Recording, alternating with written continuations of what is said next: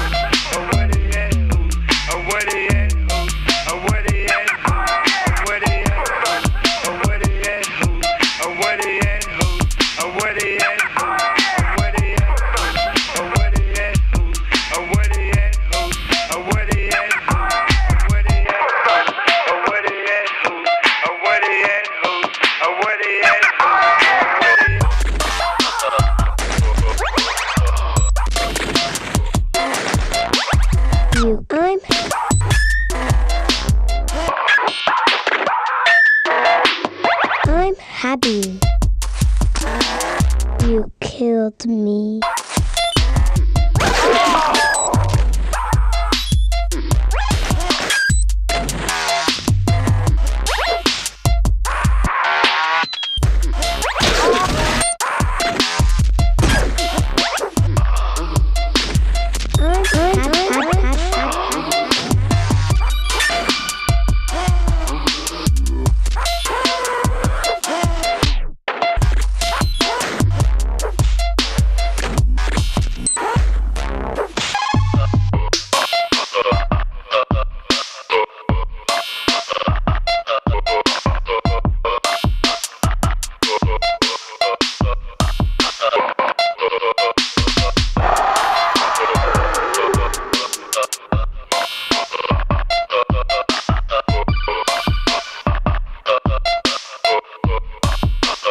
You killed me.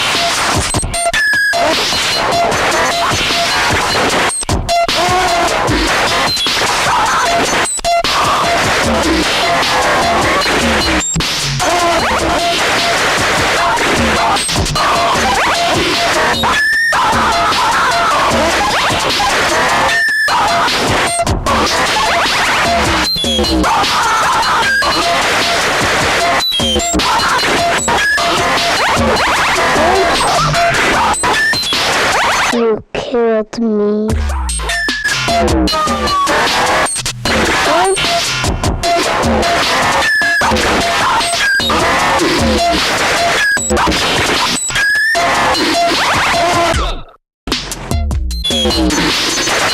Darkness.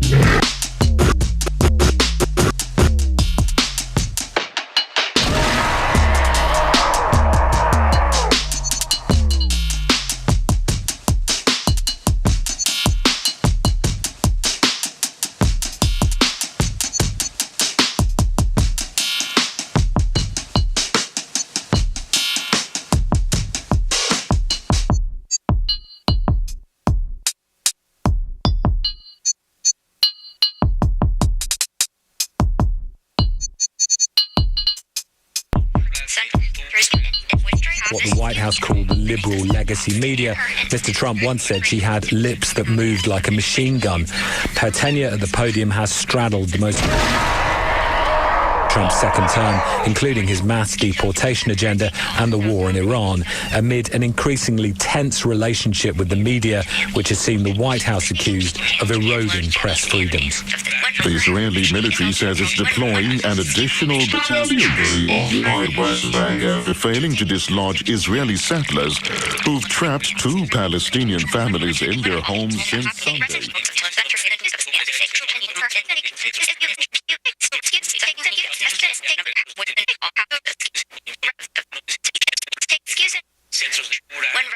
When rescued in the north into Kansas, Wichita, Kansas, doesn't have her pretty because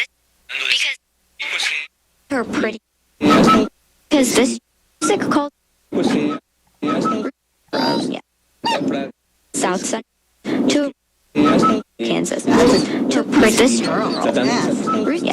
doesn't this girl music her pretty habits taking us outside Wichita to because girl Stray Dog taking big dog in Kansas taking because this her house doesn't music pretty girl is taking half what central to Stray Dog Central is taking her house music is this way from have a name of her in calls this Stray Dog is this way from pretty girl music is taking Wichita in Central is Central in South Central Kansas does which pretty name of top Ruth Dog Kansas her name of girl pretty girl South Central this strays her half with Central Kansas this is inhabitant top and inhabitant when rest state animal to Central Kansas which halfway Ruth and rest from the peak and south need animal east when rest away from to all shelter eruptions. These are huge nuclear reactions on the face of the sun. They're many times the size of the Earth when the stars are coming out. Oh my goodness. I have literally got goosebumps. This reminds us of what it is to be human, that we are a small planet in a vast cosmos. Malone.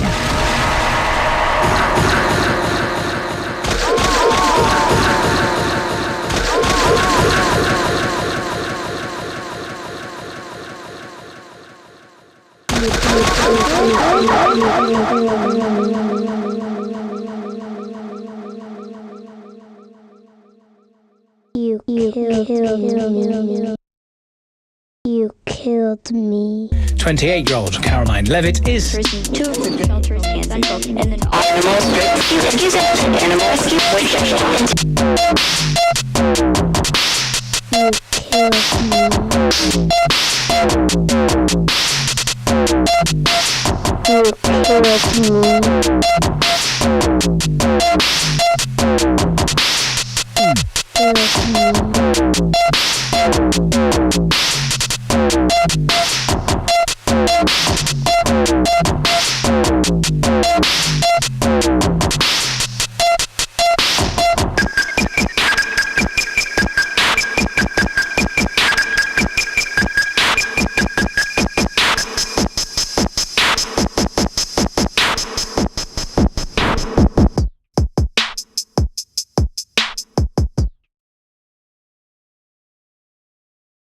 in the north, breathtaking her. Correspondent Tom Bateman.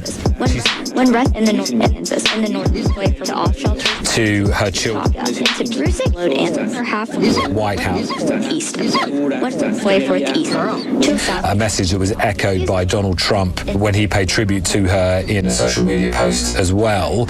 And they have said that she will remain an outside advisor role to the president. I mean, she's been a powerful advocate of Donald Trump's policies despite her young age. Very much so. The youngest White House press secretary there has been, even though Shelter. Ruking her is rescue Rusick. the second longest serving of the two Trump terms. But certainly she's had a very combative Her half to her half having a cancer. in her late 20s, being able to articulate almost to sort of second guess what Mr. Trump might say about any given issue. And she has not refrained from holding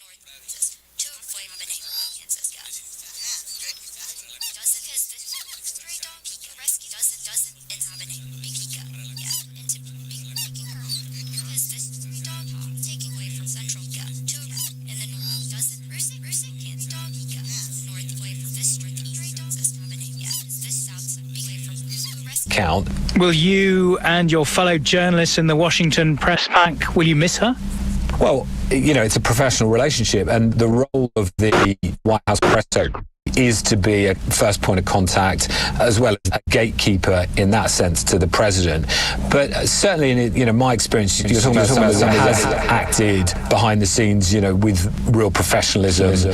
For example, on Air Force One trips, somebody that has, given there has been this very fractured and tense relationship between the media and the White House itself, I think it is certainly possible to have press secretaries that would be harder to deal with.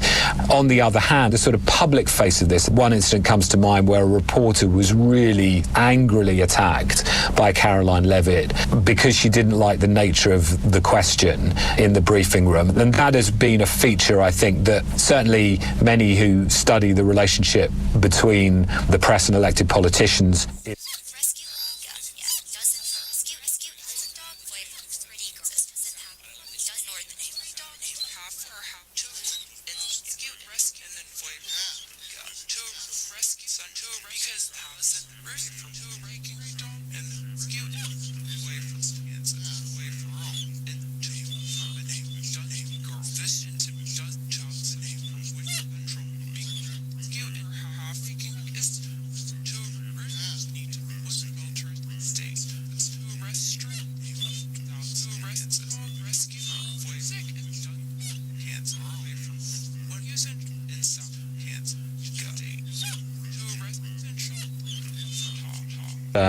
which was a whole series of angry resignations, a lot of animosity and real kind of chaos about the personnel issues of the staff around Mr. Trump. This White House has kept a much more disciplined line, and when departures have taken place, they've been managed far more carefully. Tom Bateman in Washington.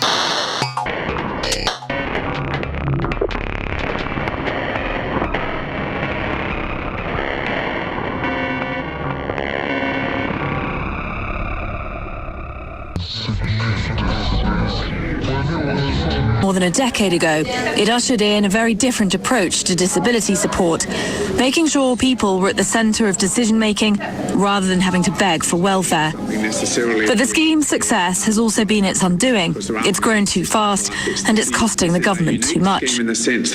Health Minister Mark Butler explained the reasons why the government's planning to reform the system that now costs more than twice what it was meant to when it was first introduced. The philosophical underpinnings for a lifelong scheme of support are necessarily different, but it also, I think, would have benefited through applying some of the core design features of a good social program. I think what I've tried to outline today is the need to get back to those basic design pillars of a well-functioning social program that's working for participants, but also is effective for taxpayers. The changes could have a big impact on Fran, according to her mum, Tracy Lee.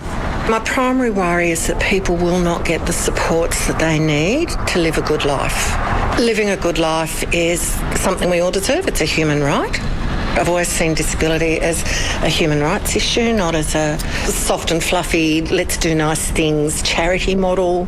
The other thing that worries me about the changes is that it'll push people with disability back into those sort of ghetto areas to save cost. And having seen how wonderful community participation is for Franny to continue to learn things and to continue to be part of her community is just a game changer for all of us. This amendment is, in my opinion, reckless, ill thought out, and entirely devoid of any shred of understanding of what living a disabled life is actually like for both the person themselves and their support network. A recent Senate inquiry heard concerns from thousands in the disability community. Hannah Divany, who has cerebral palsy, was one advocate who gave evidence. Such was the scrutiny over the proposals, the bill's progress was paused until mid-August. Anytime I leave the house, if I'm not with a friend or a parent, it costs something. That's an incontrovertible fact of my life. Freedom, ambition, career, a social life, all of the things other people in this room take as a given or as a right even, has a price tag for someone like me. One of the criticisms of the NDIS has been that providers have gamed the system, offering unnecessary and expensive services. Where there's government money, there have been over-servicing and overcharging and shonky providers. Bill Shorten helped set up the NDIS back in 2012 and then oversaw cuts to the scheme 2 years ago after he returned as NDIS Minister. He's since left politics and is Vice-Chancellor at the University of Canberra. Many are good providers, but some were bad. You know, that's the nature of a government scheme. People will hone in on it and try and slice off amounts for themselves, so that was a problem. But even so, tackling fraud, say experts, won't solve the problem. Hannah Orban is Senior Associate at the Grattan Institute and author of a report, Saving the NDIS. Tackling fraud is low-hanging fruit. The government absolutely needs to tackle fraud and get on top of people who are rorting this scheme, because they're rorting people with disability and taxpayers, and it's just not acceptable. However, the savings from fraud that is evident even in the government's numbers is really small compared to the other reforms that they've put forward. Few dispute the need for reforms, but how they're done is being watched closely by Franny's supporters, with legislation expected to pass in the coming days that will impact the more than 700,000 Australians on the NDIS. Katie Watson reporting from Sydney. The organisers of the Eurovision Song Contest have updated their rules to say that winners will no longer be eligible to host the competition if they're involved in an armed conflict. The change is being seen as a reaction to Israel's presence in the contest, given the continued fighting in Gaza and other parts of the Middle East. Here's our music correspondent, Mark Savage. For the last couple of years, there's been a huge amount of internal conflict at the EBU, which organises the Eurovision Song Contest, over the continued participation of Israel amid the war in Gaza. Last year, several countries tried to have the country excluded from the competition altogether. When that failed, 5 countries decided to boycott the 2026 contest, and they included some of the biggest funders and winners of Eurovision, including Spain and Ireland. Now, after the contest every year, there is a review. The rules are looked at and tweaked every 12 months. What seems to have happened this year, there have been some private concerns expressed over whether the contest will take place in Israel should Israel win. And that's against the backdrop of the country coming second in both this year's contest and in 2025. Israel is a really strong competitor. And a lot of participating broadcasters were concerned that if the contest went to Jerusalem or Tel Aviv, where it's been held before, that would compromise the safety of the contestants, but also the delegations who travel there and the audience. And this rule, although they haven't said this explicitly, appears to be in response to that. Also excludes Ukraine because they're at war with Russia. And what will happen in the future is if one of those countries were to win, then another country will step in and host the contest. And a significant change in that instance is that the replacement broadcaster will not be required to stage the event on behalf of the winning country. Because if you remember in 2023, when the UK stepped in to host on behalf of Ukraine, that was done in conjunction with the Ukrainian government. Our music correspondent Mark Savage. Now, pétanque, or boule as it's also known, is a popular French pastime where players throw steel balls at a wooden ball or jack. It involves a lot of bending down and leaning over to pick up the balls after you've thrown them, with the potential for a sore back at the end of the day. But the owner of a shoe shop in Perpignan in the south of France has designed some espadrille shoes specifically for pétanque players, and they've become a massive hit all over the world. Wendy Urquhart has the story. The game of pétanque dates back to the year 460 BC, when the Greeks got their kicks by throwing stones at a brick on the ground. In later years, it became a firm favourite with French soldiers, and eventually the pétanque tools were refined, with players using lighter, smaller balls that they would fling at a circular piece of wood known as a jack. Now it's part of the rich pageant of French culture. But no matter how many glasses of wine you've had, all that bending down to pick up the steel balls is murder on your back. Olivier Gelly, who founded the Peyote brand, has come up with a solution. He's added a magnet to the side of espadrilles that's strong enough to pick up pétanque balls, which weigh around half a kilo. Olivier says it all started as a joke, but after selling 40,000 pairs worldwide, he's definitely laughing all the way to the bank. At first it was just for fun, it was really a joke among friends. Then little by little I started adding a tape measure at the front, putting the cochonnet or jack on the side and finding a magnet. Gradually we refined the design to make it ready for sale.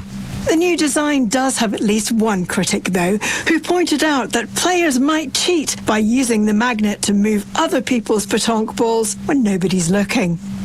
Pétanque has become so popular in the United States that some people even have a pétanque lane in their garden, and 40% of the sales of these new magnetic espadrilles were sold across the pond, which has even surprised Olivier.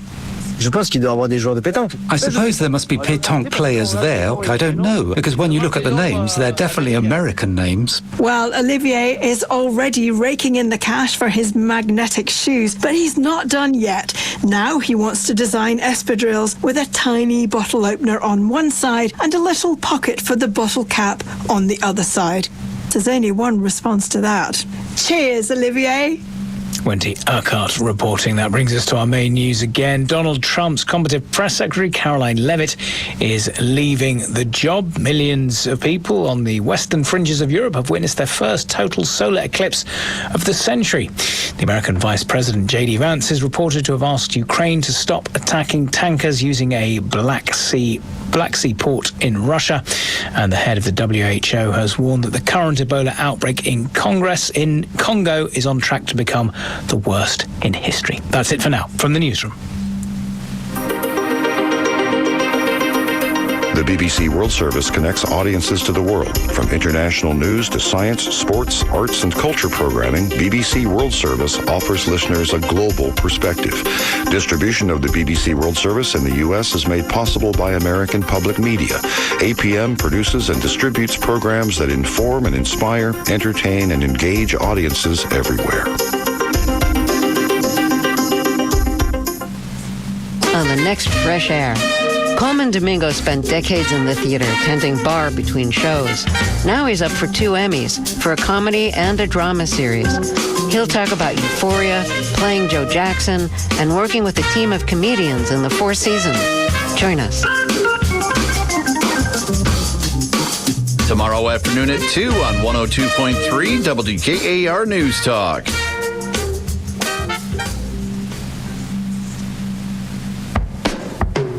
This August, discover NPR Plus and help WKAR gain 50 new sustaining donors.